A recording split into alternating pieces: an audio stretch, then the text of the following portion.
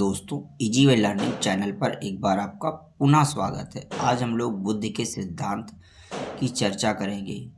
बुद्ध के सिद्धांत से संबंधित इसका क्या कॉन्सेप्ट है, इसकी क्या व्यवहारिक उपयोगिता है और इसको सरल शब्दों में समझने का प्रयास करेंगे, जो कि परीक्षा की दृष्टि से अत्यंत महत्वपूर्ण होगा। दोस्तों, बुद्ध के सिद्धांत से अभिप्राय बुद्ध की प्रकृति तथा संरचना के क्रमबद्ध स्पष्टीकरण से है। यानी बुद्ध के सिद्धांत के माध्यम से हम बुद्ध की प्रकृति और संरचना को एक सिस्टमेटिक ढंग से स्पष्ट करते हैं। दोस्तों, बुद्ध के सिद्धांतों को प्रायः उनके द्वारा प्रतिपादित कारकों की संख्या के आधार पर वर्गीकृत किया जाता है। इन्हें बुद्ध के कारकीय सिद्धांत, फैक्टॉइड थ्योरीज ऑफ इंटेलिजेंस कहा जाता है, क्योंकि बुद्धि अनेक कारकों का सम्मिश्रण के रूप में माना जाता रहा है। इन कारकीय सिद्धांतों के प्रतिपादक मनोवैज्ञानिकों को दो वर्गों, एक पिंडक हम्पर्स और दूसरे विभाजक स्प्लिटर्स में बांटा जाता है। पिंडक वर्ग के मनोवैज्ञानिक बुद्धि को एक सामान्य या संगठित पिंड रूपी क्षमता के रूप में स्वीकार करते हैं, जबकि विभाजक वर्ग के मनोवैज्ञानिक बुद्धि को पृथक पृथक अनेक योग्यताओं के रूप में स्वीकार करते हैं। बुद्ध के प्रमुख कारकीय सिद्धांत, एक कारक सिद्धांत है यूनिफैक्टर थियरी, द्विकारक सिद्धांत टू फैक्टर थियरी, बहुकारक सिद्धांत मल्टी फैक्टर थियरी, समूह कारक सिद्धांत ग्रुप फैक्टर थियरी, पदानुक्रमिक सिद्धांत हायरार्किकल थियरी, बुद्धि संरचना सिद्धांत स्ट्रक्चर ऑफ इंटेलेक्ट, तरल ठोस बुद्धि सिद्धांत फ्लूइड क्रिस्टलाइज्ड इंटेलिजेंस थियरी, बहुबुद्धि संरचना सिद्धांत मल्टीपल इंटेलिजेंस थियरी। एक कारक सिद्धांत यूनिफैक्टर थियरी बिने टर्मन और स्टर्न के द्वारा 1911 में प्रतिपादित किया गया। द्विकारक सिद्धांत स्पीयरमैन ने 1904 में दिया। बहुकारक सिद्धांत मल्टी फैक्टर थियरी थॉर्नडाइक ने दिया। समूह कारक सिद्धांत थर्स्टन ने दिया। पदानुक्रमिक सिद्धांत हायरार्किकल थियरी फिलिप वर्नर ने 1960 में दिया। बुद्धि संरचना सिद्धांत जेपी गिलफोर्ड ने 1967 में दिया। तरल ठोस बुद्धि सिद्धांत fluid crystallised intelligence theory R B Cattell ने 1963 में दिया।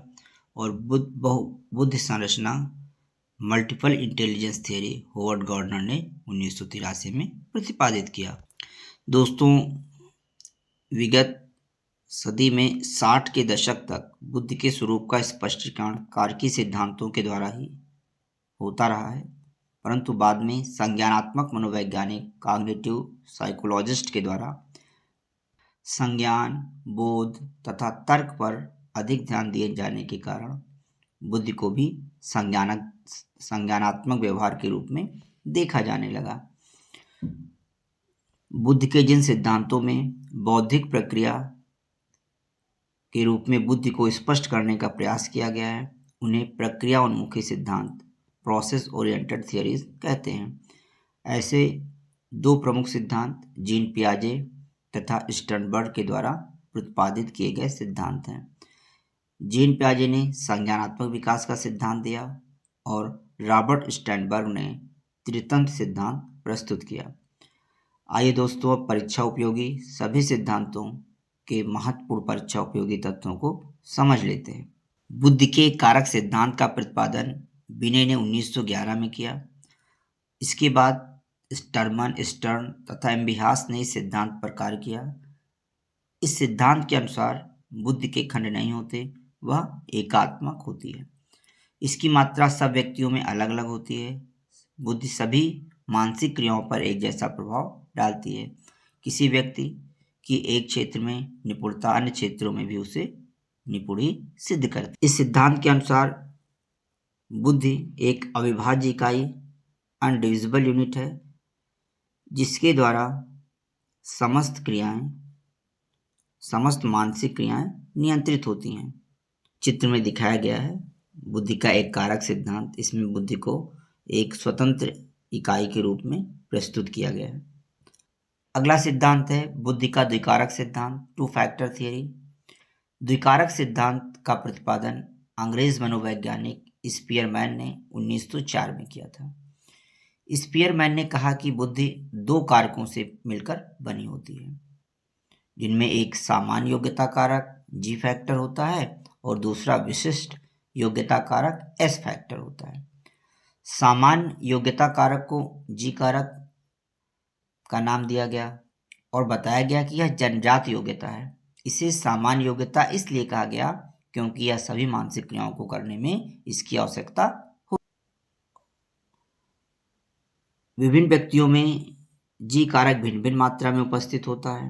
दैनिक जीवन के कार्यों में जी कारक का उपयोग अधिक होता है। विशिष्ट योग्यता कारक को स्पीयरमैन ने एस कारक का नाम दिया, यानी स्पेसिफिक फैक्टर।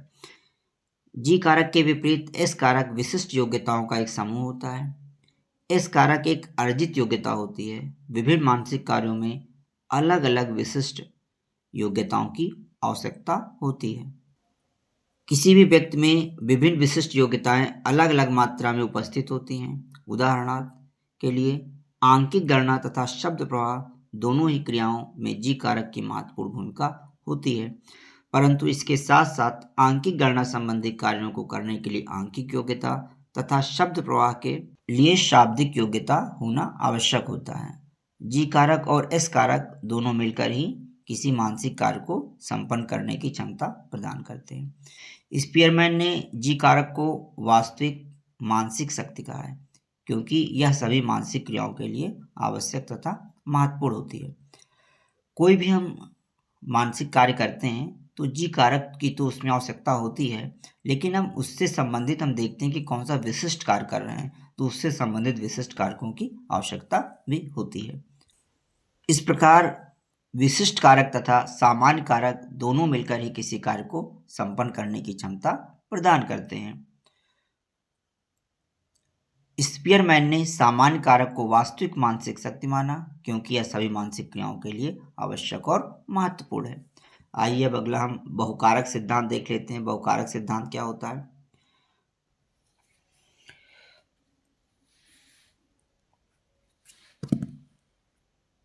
बहुकारक सिद्धांत मल्टी फैक्टर थियरी थॉर्नडाइक ने इस सिद्धांत का प्रतिपादन किया।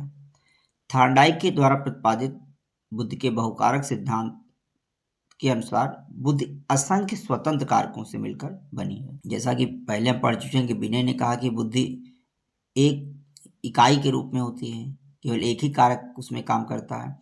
वहीं बहुकारक सिद्धांत जो थॉर्नडाइक ने प्रतिपादित किया, उन्होंने कहा कि बुद्धि जो है असंख्य स्वतंत्र कारकों से मिलकर बनी होती है और इन स्वतंत्र कारकों में से प्रत्येक कारक किसी विशिष्ट मानसिक योग्यताओं का आंशिक प्रतिनिधित्व करता है। किसी भी मानसिक कार्य को करने में ऐसे अनेक छोटे छोटे कारक साथ मिलकर सहायता करते हैं। जैसा कि हम चित्र में देख सकते हैं कि बुद्धि का बहुकारक सिद्धांत दिखाया गया है। एक गोला दिखाया गया, उसके अंदर इसको माना गया कि बुद्धि है और उसके अंदर बहुत सारे बिंदु दिखाए गए हैं। इसमें समझाने के प्रयास किया गया है कि बुद्धि जो है, बुद्धि में अनेक स्वतंत्र कारक उपस्थित होते हैं। विभिन्न प्रकार के मानसिक कार्यों में छोटे छोटे कारकों के भिन्न भिन्न समूहों की आवश्यकता होती है।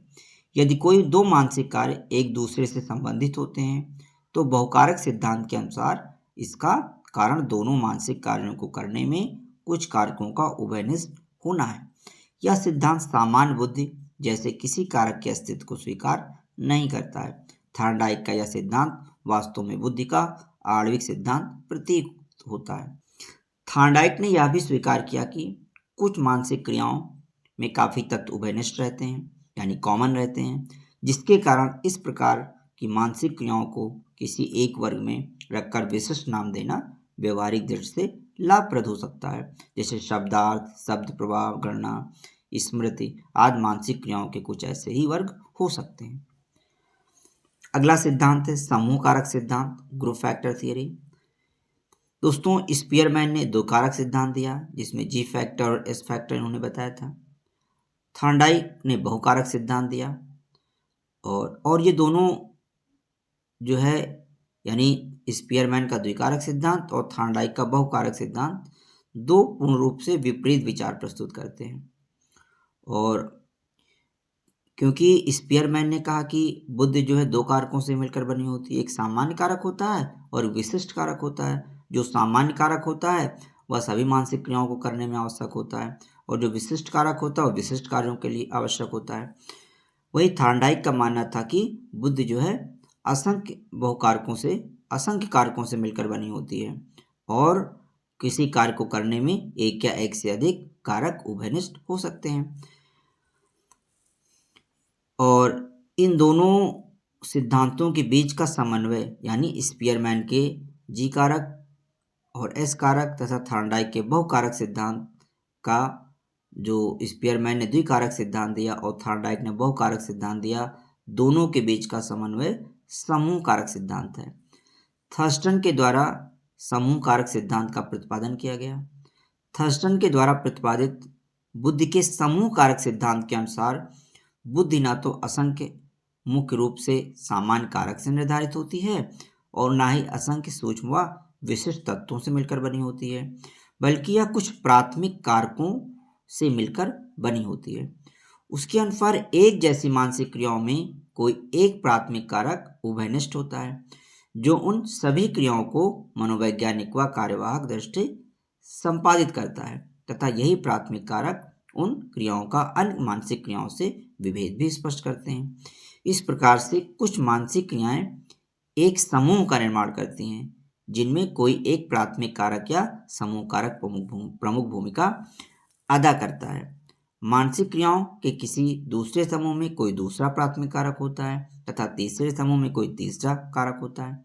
इस प्रकार मानसिक क्रियाओं के अनेक समूह होते हैं तथा प्रत्येक समूह का एक अलग प्राथमिक कारक होता है जो समूह की क्रियाओं को समन्वय व समष्टिता प्रदान कर उन्हें कार्यवाहक इकाई बनाता है। ये प्राथमिक कारक एक दूसरे से पृथक व स्वतंत्र होते हैं। थर्स्टन तथा उसके सहयोगियों ने तत्व विश्लेषण नामक सांख्यिकी प्रविधि का प्रयोग करके 6 प्राथमिक कारकों का पता लगाया जिन्हें उन्होंने प्राथमिक मानसिक योग्यता प्राइमरी मेंटल एबिलिटीज के नाम से पुकारा है। ये कारक हैं। थर्स्टन तथा उसके सहयोगियों ने तत्व विश्लेषण नामक सांख्यिकी प्रविधि का प्रयोग करके 7 प्राथमिक मानसिक योग्यताएं बताई हैं। आइए इसको चित्र के माध्यम से समझ लेते हैं। चित्र में जैसे दिखाया गया है और यह सिद्धांत अमेरिकी मनोवैज्ञानिक एल थर्स्टन के द्वारा प्रस्तुत किया गया था। इसमें माना गया कि बुद्धि जो है एकल नहीं होती बल्कि कई स्वतंत्र मानसिक क्षमताओं का समूह होती है जिसे प्राइमरी मेंटल एबिलिटी कहा जाता है। सॉरी।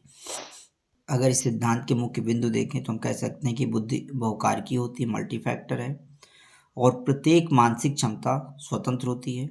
इन्होंने 7 प्रमुख मानसिक क्षमताएं बताई और इनके सिद्धांत का आधार फैक्टर एनालिसिस कारक विश्लेषण है और यह सिद्धांत स्पीयरमैन के जी फैक्टर सिद्धांत का विरोध करता है। थर्स्टन ने जो 7 मानसिक योग्यताएं बताई हैं उसमें एक तो एन इसको हम सूत्र रूप में NVSWRMP से याद रख सकते हैं, यानी इंटेलिजेंस बराबर I बराबर NVSWRMP।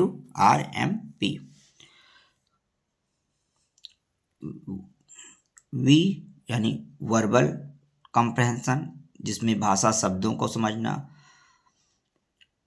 W for word fluency तेजी से शब्द याद करना। N फॉर नंबर एबिलिटी या न्यूमेरिकल एबिलिटी गणितीय क्षमताएं।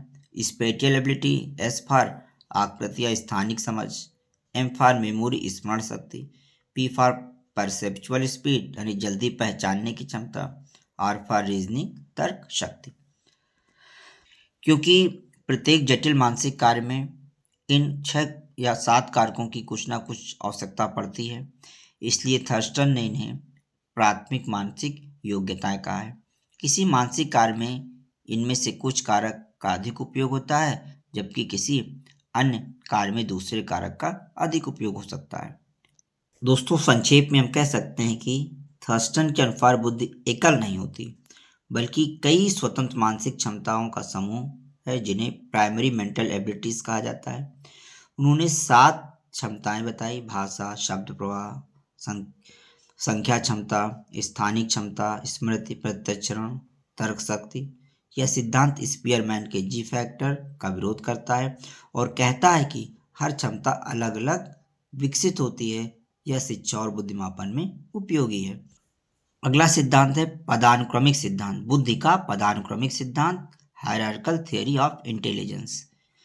इस सिद्धांत का प्रतिपादन फिलिप वर्नर ने सन 1960 में किया था और इन्होंने मानवीय योग्यताओं की संरचना प्रस्तुत करते हुए कहा कि मानवीय योग्यताएं एक क्रमिक हायरार्किकल ऑर्डर में व्यवस्थित होती हैं। इस क्रमबद्ध व्यवस्था में क्रमशः यानी सबसे पहले सामान्य कारक आता है, जनरल एबिलिटी, फिर मुख्य समूह कारक होता है और उसके बाद लघु समूह कारक तथा विशिष्ट समूह कारक होता है। ये एक क्रम से होते हैं। सबसे ऊपर, इसको हम इससे एक चित्र के माध्यम से भी आसानी से समझ सकते हैं। सबसे ऊपर सामान्य कारक होता है, उसके नीचे मुख्य समूह कारक होता है यानी मेजर ग्रुप फैक्टर्स होता है, उसके नीचे लघु समूह कारक होता है और लघु समूह कारक के नीचे विशिष्ट कारक होते हैं। सामान्य कारक जी सर्वाधिक व्यापक होता है तथा सभी प्रकार के मानसिक कार्य में सहायता करता है।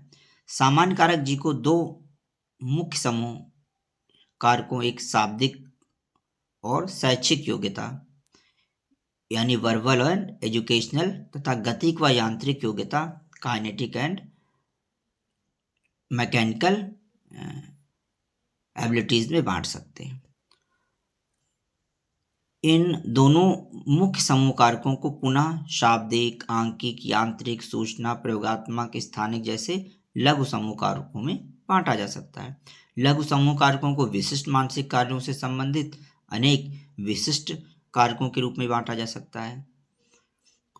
निसंदेह ये विशिष्ट कारक स्पीयरमैन के एस कारक के समतुल्य माने जा सकते हैं। आरबी कैटल एक मनोवैज्ञानिक हुए। उन्होंने 1963 में एक द्रवीकृत बुद्धि फ्लूइड इंटेलिजेंस तथा घनीकृत बुद्धि क्रिस्टलाइज्ड इंटेलिजेंस में अंतर करते हुए कहा कि द्रवीकृत बुद्धि मुख्यतः व्यक्ति के वंशानुक्रम पर निर्धारित होती है, जबकि घनीकृत बुद्धि मुख्यतः व्यक्ति के वातावरण से संबंधित होती है। अतः स्पष्ट है कि कैटल का द्रवीकृत घनीकृत बुद्धि का प्रत्यय काफी सीमा तक वर्णन के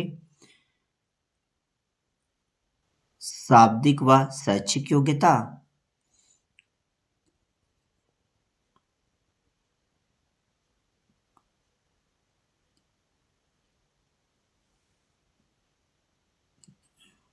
तथा गतिक व यांत्रिक योग्यता के समकक्ष है। वर्णन का शाब्दिक और शैक्षिक योग्यता मुख्य समूह कारक कैटल के घनीकृत बुद्धि के साथ तथा गतिक व यांत्रिक योग्यताएं यानी काइनेटिक एंड मैकेनिकल योग्यताएं मुख्य कारक द्रवीकृत बुद्धि के समान है। अगला सिद्धांत है बुद्धि की संरचना सिद्धांत। इस सिद्धांत का प्रतिपादन जेपी गिलफोर्ड ने 1967 में किया। उनके अनुसार बुद्धि का स्वरूप त्रिविमीय होता है। इन्होंने इसलिए इनके सिद्धांत को बुद्धि का त्रिविमीय सिद्धांत 3 डायमेंशनल मॉडल ऑफ इंटेलिजेंस भी कहते हैं। जेपी गिलफोर्ड के अनुसार बुद्धि को 3 विमाओं में देखा जा सकता है। प्रथम विमा को मानसिक कार्य करते समय निहित विषय वस्तु या सामग्री के रूप में परिभाषित किया गया।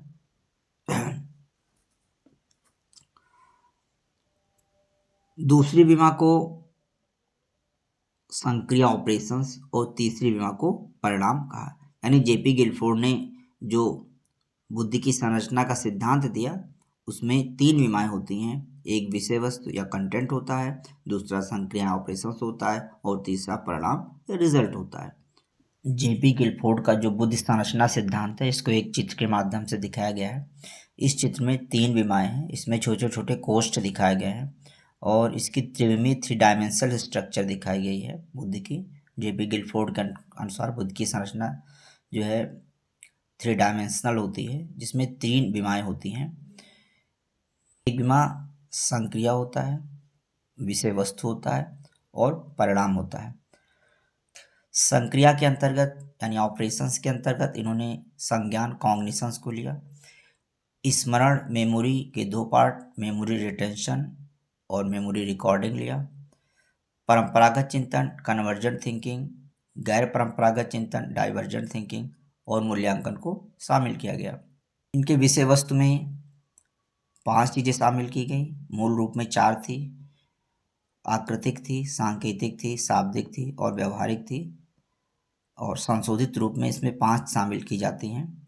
आकृतिक फिगरल, सांकेतिक सिंबलिक, शाब्दिक और सिमेंटिक वर्बल और व्यवहारिक बिहेवियरल तथा ऑडिटरी यानी श्रव्य ध्वनि संबंधी बातें। तीसरी विमा परिणाम होता है या उत्पाद प्रोडक्ट्स होता है। इसके 6 आयाम होते हैं, इकाइयाँ यूनिट्स, वर्क क्लासेस, संबंध रिलेशंस, प्रणाली सिस्टम्स, प्रत्यावर्तन ट्रांसफॉर्मेशन, निहितार्थ इम्प्लीकेशंस।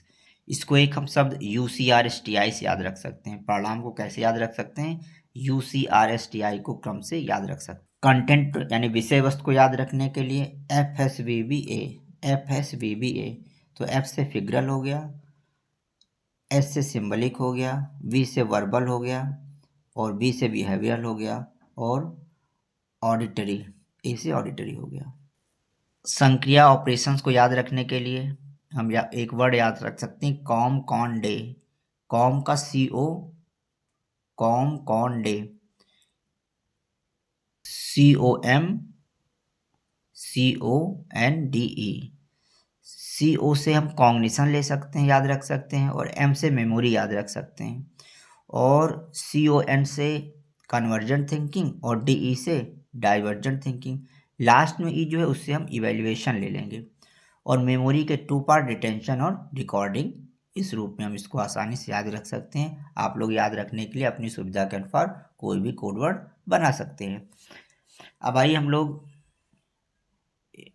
जो जेपी गिलफोर्ड मॉडल का जो कंटेंट है, मूल रूप से देखा जाए तो इनके बीमा में जो है मूल रूप से 20 तत्व शामिल थे, जिसमें से 4 तो जो है विषय वस्तु के थे और 5 जो है संक्रिया के थे और 6 उत्पाद के थे। तो 4 गुणे 5 गुणे 6 यानी मूल रूप से जो इनका सिद्धांत था उसमें 120 मानसिक संक्रियाएं जो है जेपी गिलफोर्ड के बुद्धि मॉडल में मानी जाती थी, और संशोधित रूप में 150 या वर्तमान में 180 बुद्धि जो है के तत्व इनके मॉडल में स्वीकार किए जाते हैं। 5 गुणे 6 गुणे 6, 5 तत्व किसके ले लेते हैं?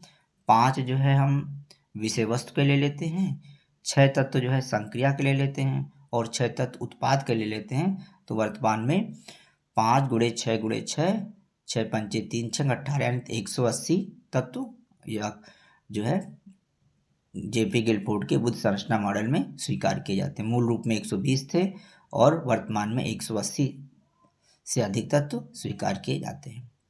आइए दोस्तों अब इनके सिद्धांत के जो है को व्यवहारिक रूप में समझने का प्रयास करते हैं। जैसे कि सबसे पहले हम संक्रिया या ऑपरेशंस को समझने का प्रयास करते हैं, यानी दिमाग कैसे प्रक्रियाएं करता है।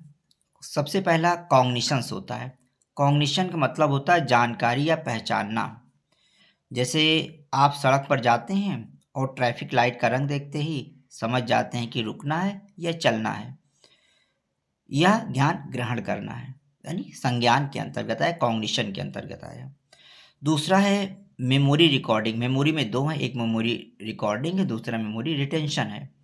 मेमोरी रिकॉर्डिंग यानी याद रखना, पहली बार किसी चीज़ को याद रखना। जैसे कि आप किसी का फ़ोन नंबर पहली बार याद करते हैं, पहली बार आपने किसी का फ़ोन नंबर याद किया तो वो मेमोरी रिकॉर्डिंग में आ गया।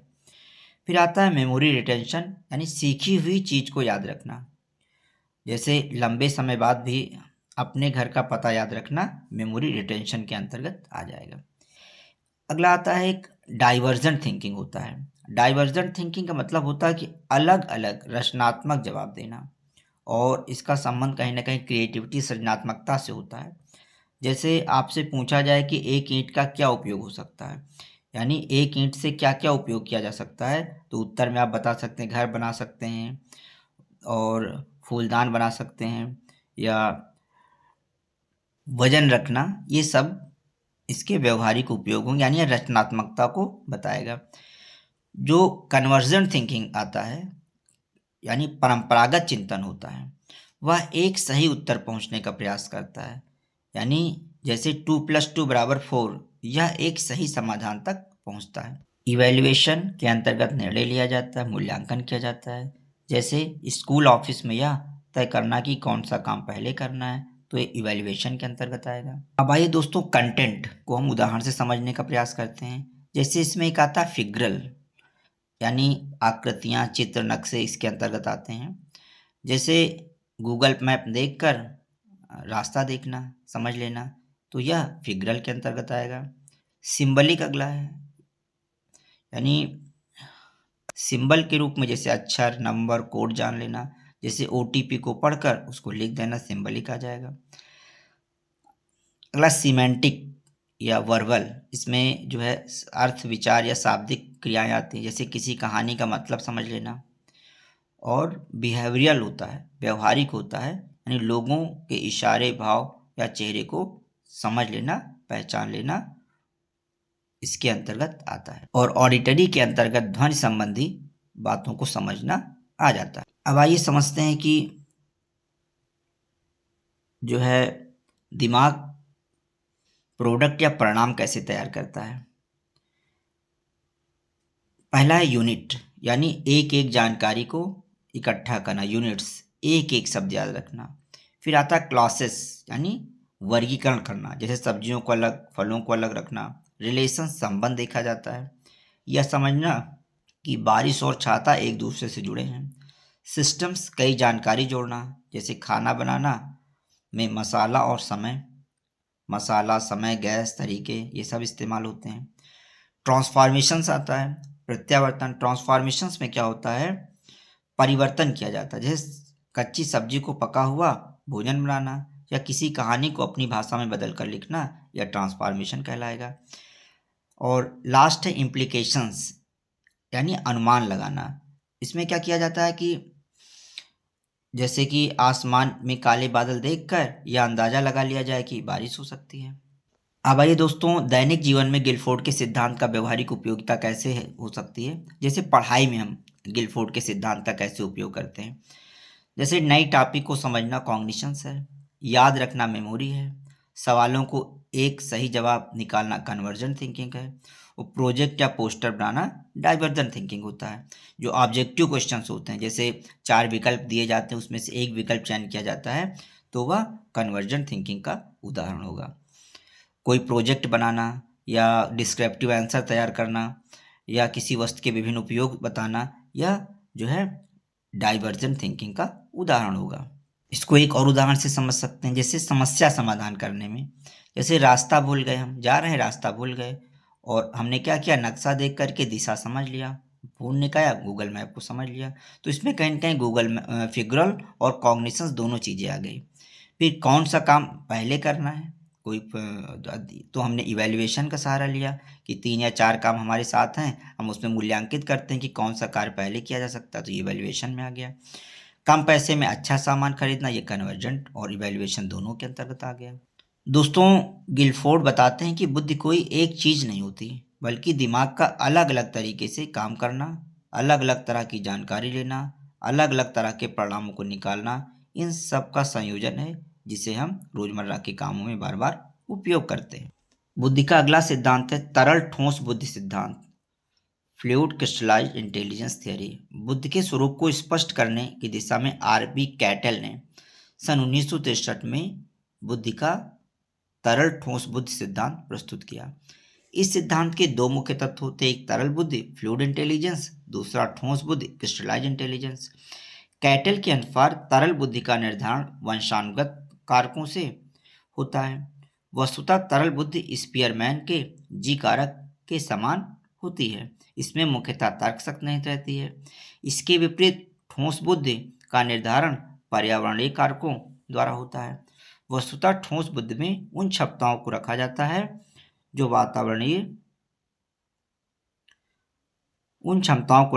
जिन्हें व्यक्ति अपनी तरल बुद्धि का उपयोग करके अर्जित करता है।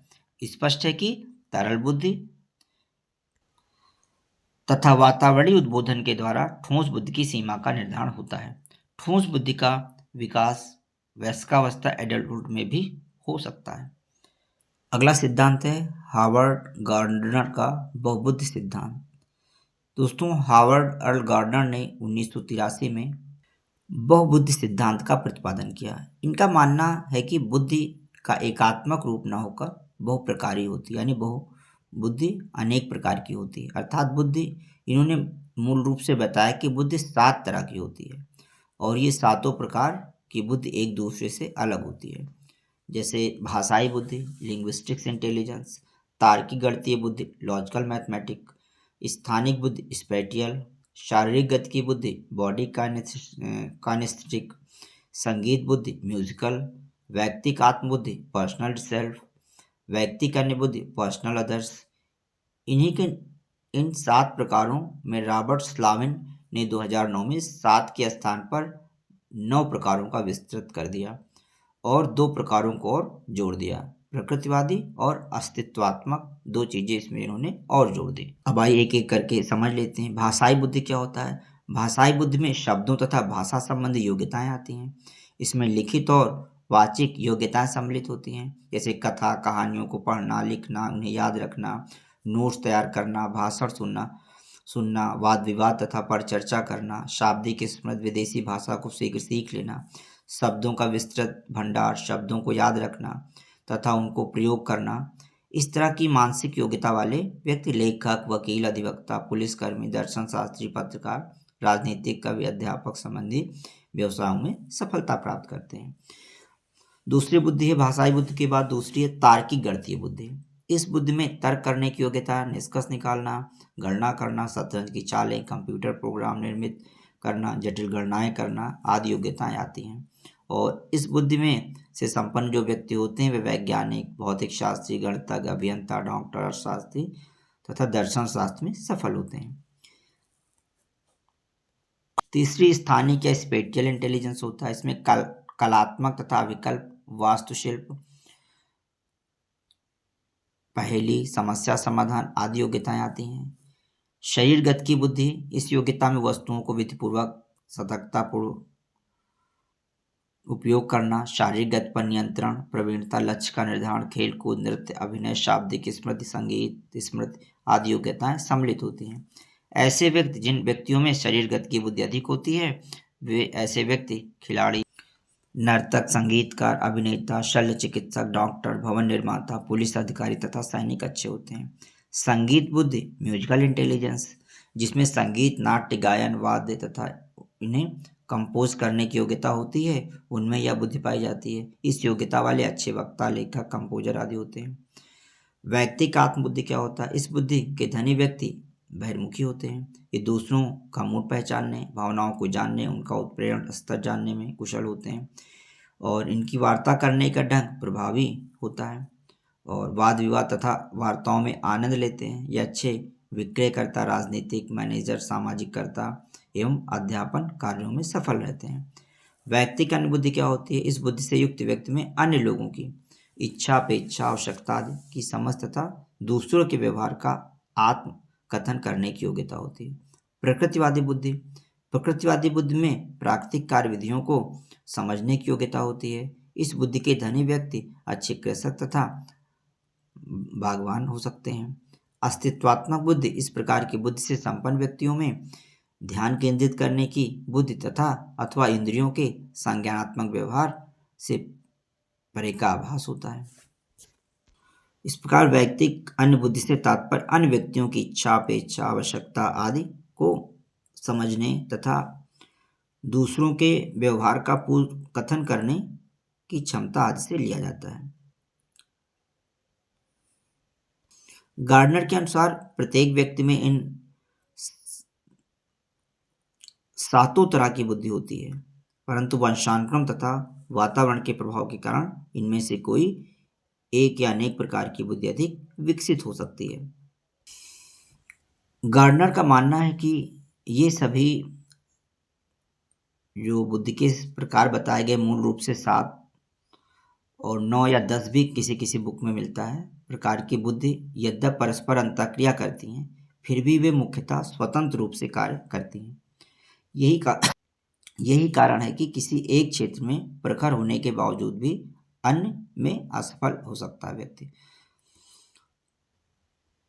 एक कन्फ्यूजन हो सकता है कि होवर्ड गार्डनर के बहुबुद्धि सिद्धांत में कितने प्रकार की बुद्धि को स्वीकार किया गया है। तो अगर ऑप्शन में 7 रहता है तो 7 रखेंगे। अगर वर्तमान करके पूछा जाए तभी जो है उसमें वर्तमान में 10 तत्वों का उल्लेख करेंगे। अब हम बुद्धि के संज्ञानात्मक विकास सिद्धांत की चर्चा कर लेते हैं। Theory of cognitive development. Jean पियाजे के द्वारा सन 1970 में बुद्धि का संज्ञानात्मक विकास का सिद्धांत प्रस्तुत किया गया। पियाजे के अनुसार बुद्धिमत्तापूर्ण व्यवहार करने वाला व्यक्ति बुद्धिमान होता है। दूसरे शब्दों में हम कह सकते हैं कि व्यक्ति जितना अधिक बुद्धिमत्तापूर्ण व्यवहार करता है वह उतना ही अधिक बुद्धिमान होता है। पियाजे के अनुसार जो व्यवहार बुद्धिमत्तापूर्ण व्यवहार पियाजे के अनुसार व्यवहार बुद्धिमत्तापूर्ण व्यवहार पियाजे के अनुसार जो व्यवहार अनुकूलतम सफलता प्रदान करता है वही बुद्धिमत्तापूर्ण व्यवहार कहा जा सकता है।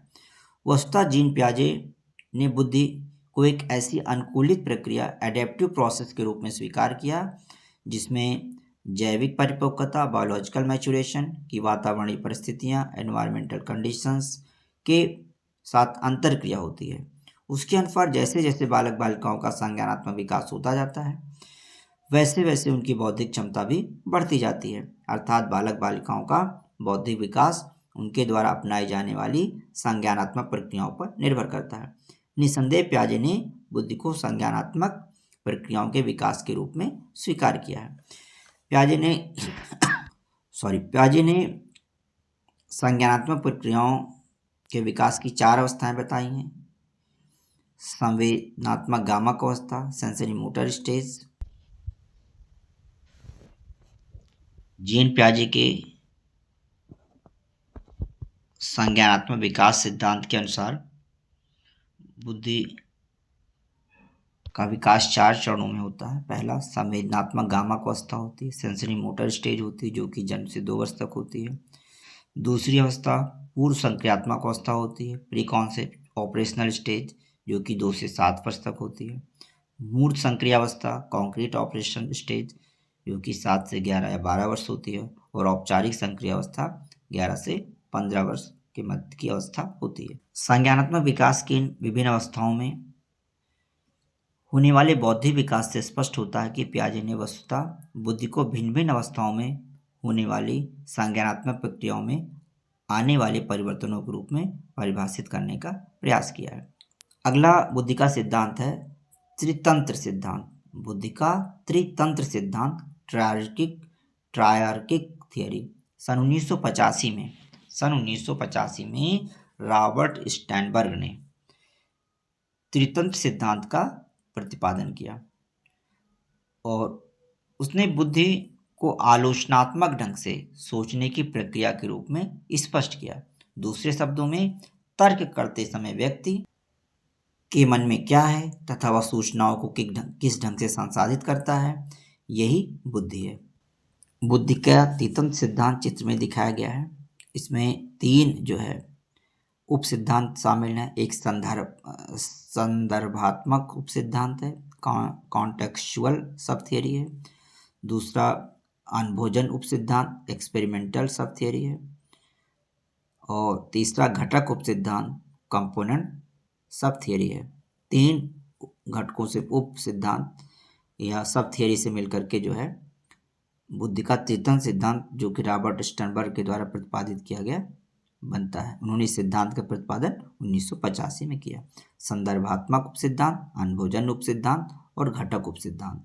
संदर्भात्मक उप सिद्धांत के अनुसार व्यक्ति अपने वातावरण के साथ अनुकूलतम समायोजन के लिए स्वयं को इस प्रकार से तैयार करता है कि उसके पास उपलब्ध सूचनाओं व संसाधनों तथा उसकी क्षमताओं का सर्वाधिक उत्तम उपयोग हो सके। इस उप सिद्धांत में निहित मानसिक योग्यताओं को संदर्भात्मक बुद्धि भी कहा जाता है। अनुभवजन्य उप सिद्धांत वस्तुतः अनुभवों से प्राप्त व्यवहारिक ज्ञान प्रैक्टिकल विजडम से संबंध रखता है। इस उप सिद्धांत में निहित मानसिक क्षमता को अनुभवजन्य बुद्धि भी कहा जाता है। जिन व्यक्तियों में इस प्रकार की बुद्धि अधिक होती है वे परिस्थितियों को अधिक शीघ्रता से समझकर कार्य में सफलता प्राप्त करने की राह निश्चित कर लेते हैं। इस सिद्धांत के अनुसार अनुभवों के विस्तृत तथा व्यापक होने पर बुद्धि में वृद्धि होती है। घटक उप सिद्धांत के अनुसार बुद्धि का विश्लेषणात्मक तथा आलोचनात्मक ढंग से चिंतन करने की क्षमताएं हैं, जिसे घटकीय बुद्धि कहते हैं। घटकीय बुद्धि वास्तव में अमूर्त चिंतन करने तथा सूचनाओं को संसाधित करने की क्षमता से संबंध रखती है। जिन व्यक्तियों में घटकीय बुद्धि अधिक होती है वे विश्लेषणात्मक तथा आलोचनात्मक ढंग से सोचने में निपुण होते हैं। स्टर्नबर्ग के अनुसार 3 तरह के घटक मेटा घटक, निष्पादन घटक, परफॉर्मेंस कंपोनेंट तथा ज्ञान संग्रहण घटक नॉलेज एक्विजिशन कंपोनेंट अधिक महत्वपूर्ण होते हैं। मीटा घटक से तात्पर्य ऐसी उच्च स्तरीय कार्यकारी संक्रियाओं से है जो व्यक्ति को योजना बनाने, उसे कार्य रूप देने तथा मॉनिटर करने से संबंधित अंतिम निर्णय में सहायता करती है। निष्पादन घटक से तात्पर्य उन प्रक्रियाओं से है जिनका उपयोग व्यक्ति किसी कार्य का निष्पादन करने के लिए करता है। ज्ञान संग्रहण घटक से तात्पर्य उन प्रक्रियाओं से है जिनका उपयोग व्यक्ति नई सूचनाओं को सीखने में करता है। निसंदेह स्टर्नबर्ग के मेटा घटक को स्पीयरमैन के जी कारक के समतुल्य स्वीकार किया जा सकता है। स्टर्नबर्ग के अनुसार तीनों प्रकार की बुद्धि अर्थात संदर्भात्मक बुद्धि, अनुभवजन्य बुद्धि तथा घटकीय बुद्धि परस्पर तालमेल तथा समन्वय करते हुए क्रियाशील रहती है। सफल बुद्धि वाले व्यक्ति समस्याओं का नियंत्रणहीन होने से पूर्व ही उन पर कार्य करके समाधान खोज लेते हैं। दोस्तों, निसंदेह बुद्धि के जो भी सिद्धांत बताए गए वे बुद्धि के प्रत्यय तथा प्रकृति के संबंध में महत्वपूर्ण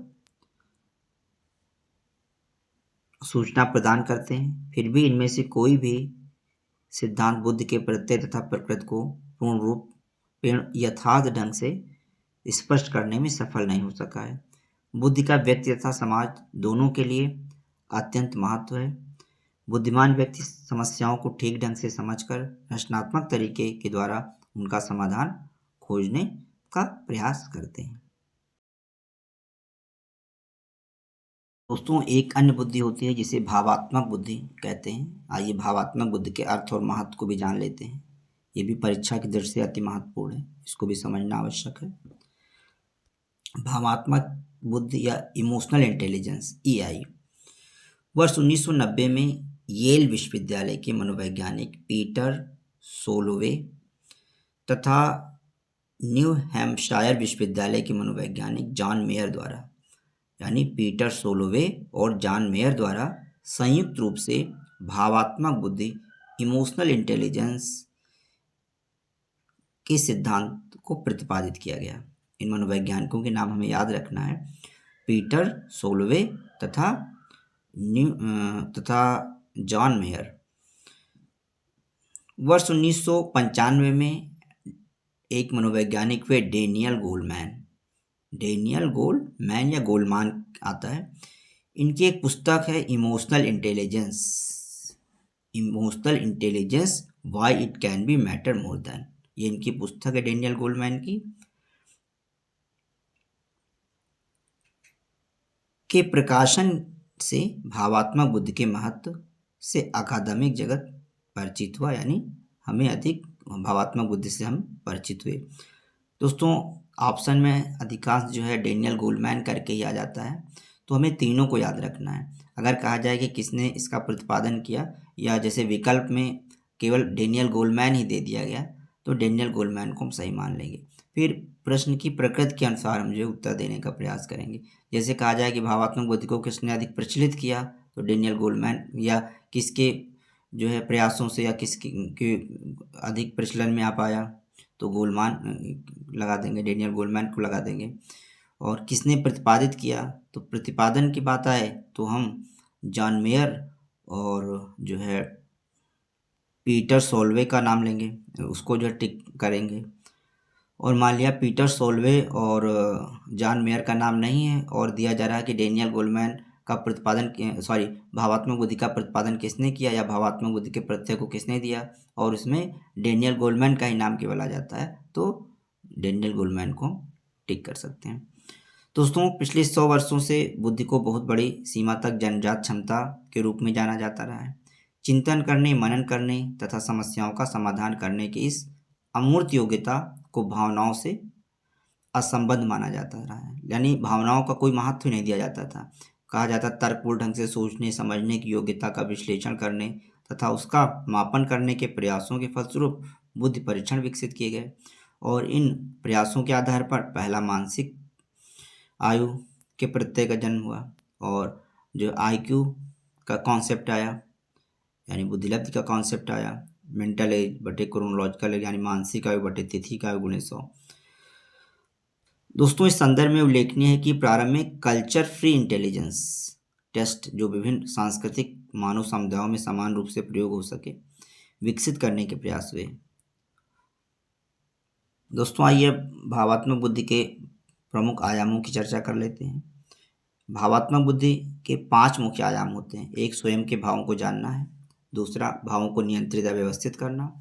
तीसरा, स्वयं को अप्रेरित करना। चौथा है दूसरों के भावों को पहचान सकना। और पांचवा है मानवीय संबंधों को निभाना। स्वयं के भावों को जानना पहला है। स्वयं की जानकारी, स्वयं का ज्ञान, स्वबोध भावात्मक बुद्धि का मूल है।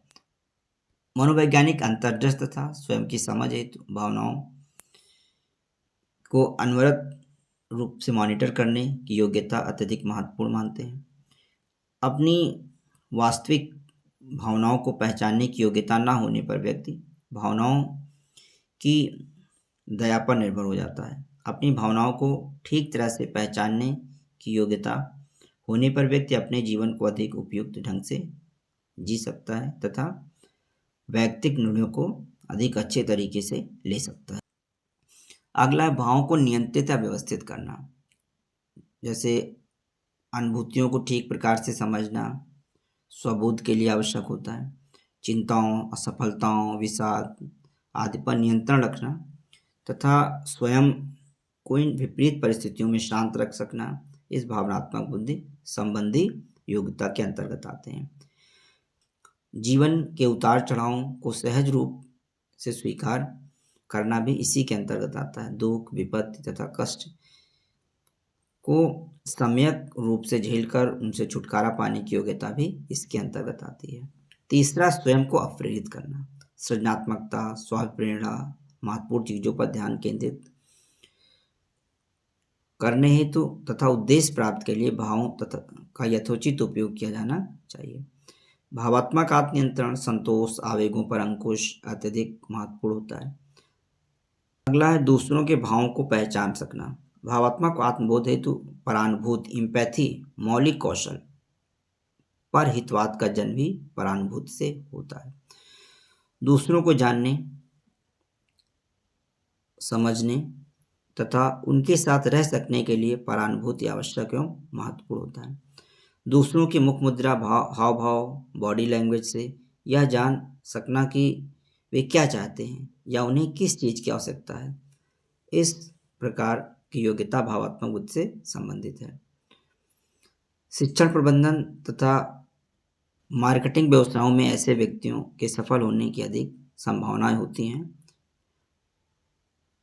अगला है मानवीय संबंधों को निभाना। दूसरों के मनोभावों को पहचान कर उसके अनुसार पारंपरिक मानवीय संबंध को निभाना अत्यधिक महत्वपूर्ण योग्यता है। समाज में प्रसिद्ध नेतृत्व महत्व ऐसे ही लोगों को मिलता है। दूसरों को प्रसन्न रख सकता है, उनके अनुसार उनके दर्द तथा कष्ट कम कर सकना इस योग्यता में सम्मिलित होते हैं।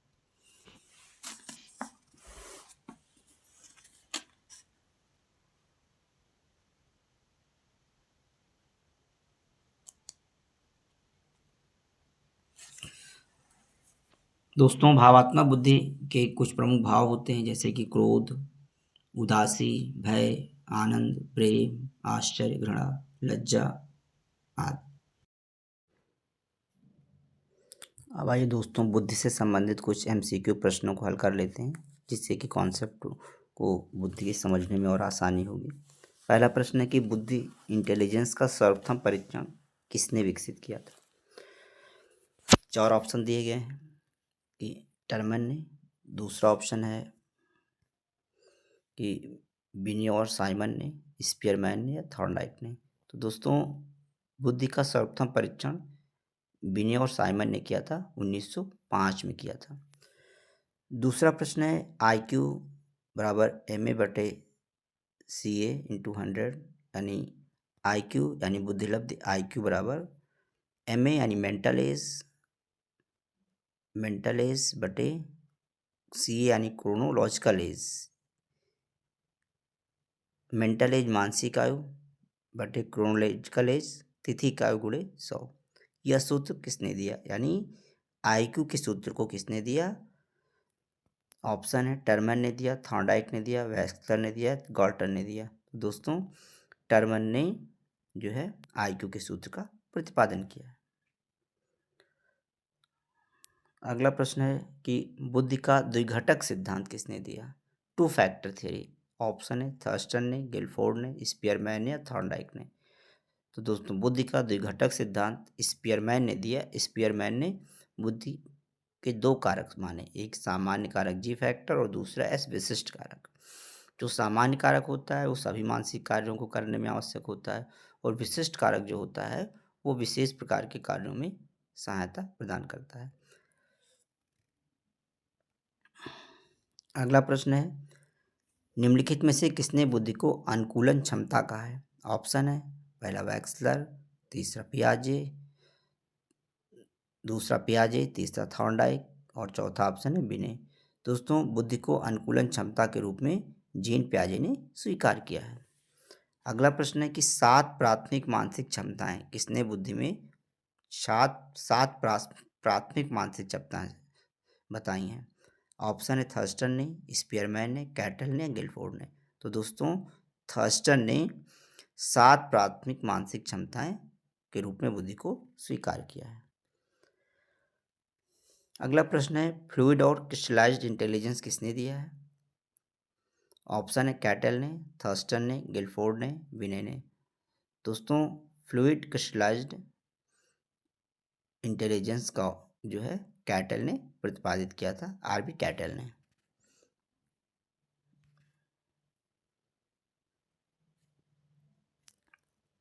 अगला एक स्टेटमेंट है कि intelligence is the aggregate capacity to act purposefully. यह किसकी परिभाषा है? ये दोस्तों वैक्सलर की परिभाषा है। अगला प्रश्न है गिलफोर्ड की स्ट्रक्चर ऑफ इंटेलेक्ट मॉडल में कुल कितने अवयव हैं? तो मूल रूप से तो 120 अवयव हैं, जो है जो इनका मूल सिद्धांत था उसमें 120 अवयव थे, और इन्हें जो है गिलफोर्ड ने बुद्धि संरचना सिद्धांत के 3 घटक स्वीकार किए, और एक में इन्होंने संरचना को रखा, उत्पाद को रखा और प्रक्रिया को रखा।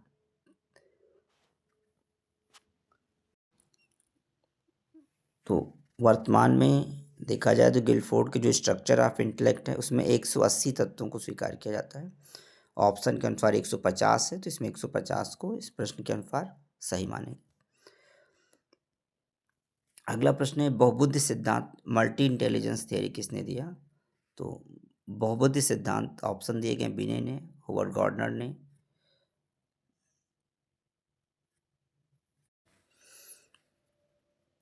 बहुबुद्धि सिद्धांत किसने दिया? बिने ने, होवर्ड गार्डनर ने, थॉर्नडाइक ने या पावलॉन।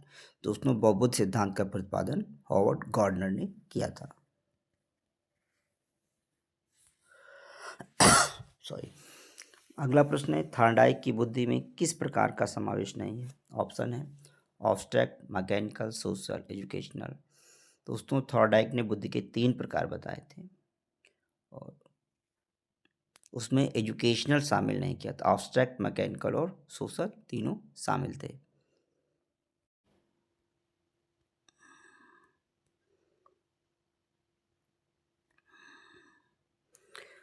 प्रगतिशील मैट्रिक्स प्रोग्रेसिव मैट्रिक्स परीक्षण किसके लिए प्रसिद्ध है? स्पीयरमैन, बिने, रेवन, वैक्सलर। तो जो रेवन ने प्रगतिशील मैट्रिक्स प्रोग्रेसिव मैट्रिक्स परीक्षण का विकास किया। अगला प्रश्न है, वैक्सलर बुद्धिमापन किसका आकलन करता है? ऑप्शन दिए गए हैं, मौखिक व प्रदर्शन दोनों का, केवल मौखिक का, केवल प्रदर्शन का, या भावनात्मक बुद्धि का। तो दोस्तों जो वैक्सलर बुद्धिमापन है वह मौखिक और प्रदर्शन दोनों का मापन करता है।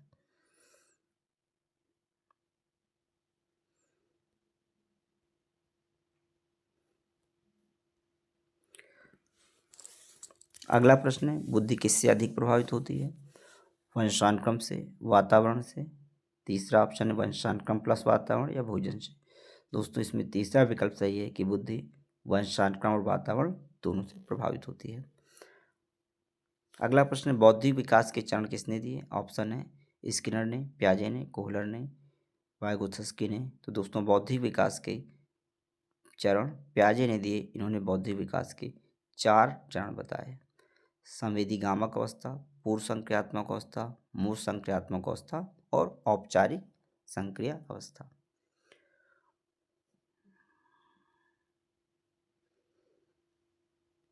अगला प्रश्न है, इमोशनल इंटेलिजेंस ईआई किसने लोकप्रिय किया? ऑप्शन है गोलमैन ने, मेयर और सोल्वे ने, स्पीयरमैन ने, थर्स्टन ने।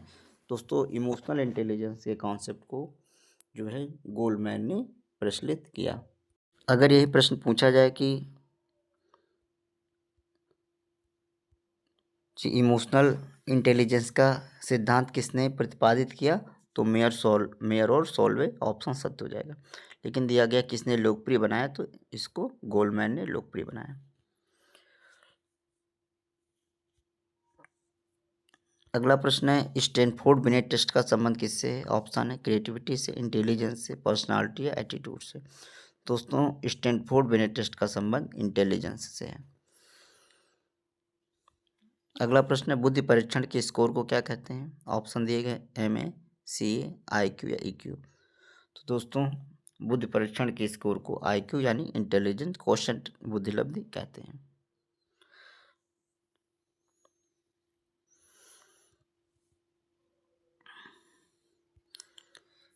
अगला प्रश्न है, बुद्धि कितने प्रकार की होती है गॉर्डनर के अनुसार? ऑप्शन दिए गए हैं 5, 7, 8, 9। तो गॉर्डनर ने जो है 9 प्रकार की बुद्धि स्वीकार किया है।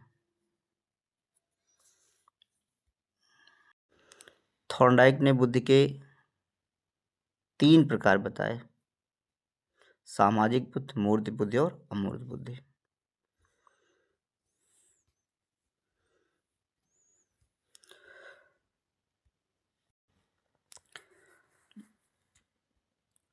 IQ 70 से कम किससे जुड़ा होता है? गिफ्टेड, एवरेज, बिलो एवरेज और मेंटल रिटार्डेशन।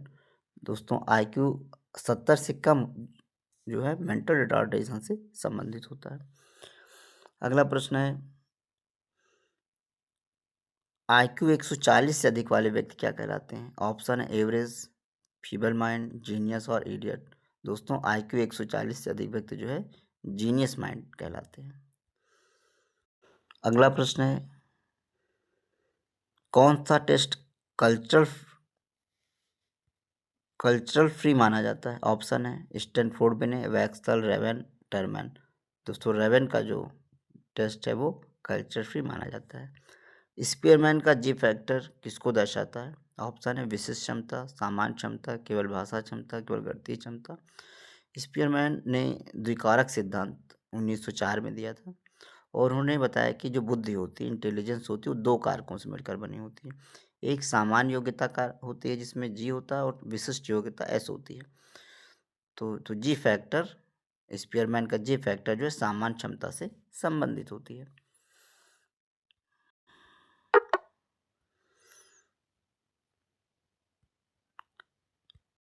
अगला प्रश्न है, कौन सा सिद्धांत त्रिघटक सिद्धांत कहलाता है? बुद्धि का त्रिघटक सिद्धांत किसने दिया?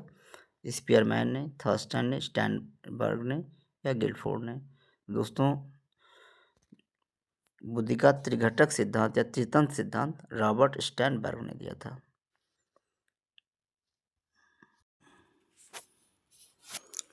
रॉबर्ट स्टर्नबर्ग ने 1985 में बुद्धि का त्रितंत्र सिद्धांत ट्रायर्किक थ्योरी दिया। उन्होंने बुद्धि के 3 जो है उप सिद्धांत बताए: संदर्भात्मक बुद्धि, अनुभवजन्य बुद्धि और घटक बुद्धि।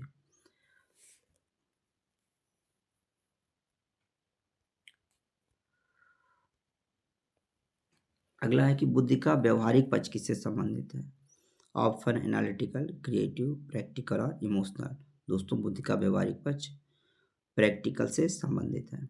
अगला प्रश्न है, बुद्धि का मापन किस उद्देश्य से किया जाता है? व्यक्तित्व जानने के लिए, क्षमता और योग्यता जानने के लिए, आनुवांशिकता जानने के लिए या भावनाओं को जानने के लिए। तो इसमें दूसरा ऑप्शन सही होगा कि बुद्धि का मापन क्षमता और योग्यता जानने के लिए किया जाता है। अगला प्रश्न है, इनसाइट लर्निंग का संबंध बुद्धि के किस पक्ष से होता है? ऑप्शन है यांत्रिक, विश्लेषणात्मक, भावात्मक और अनुकूलित। इनसाइट लर्निंग का संबंध विश्लेषणात्मक पक्ष से होता है।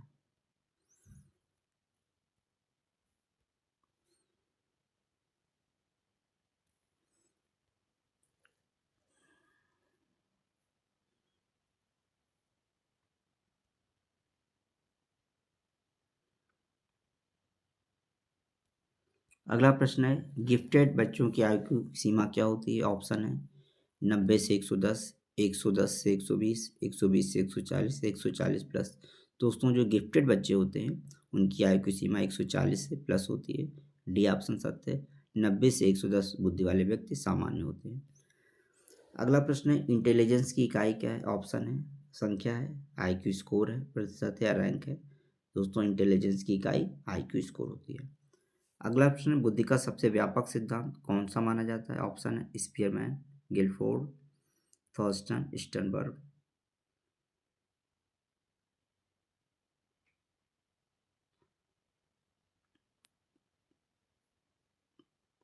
तो इस सिद्धांत तो इसमें सही ऑप्शन होगा स्टर्नबर्ग। दोस्तों, आज के वीडियो में इतना ही रखते हैं, फिर मिलते हैं अगले नए वीडियो में किसी नए टॉपिक के साथ। नमस्कार, थैंक यू फॉर वॉचिंग।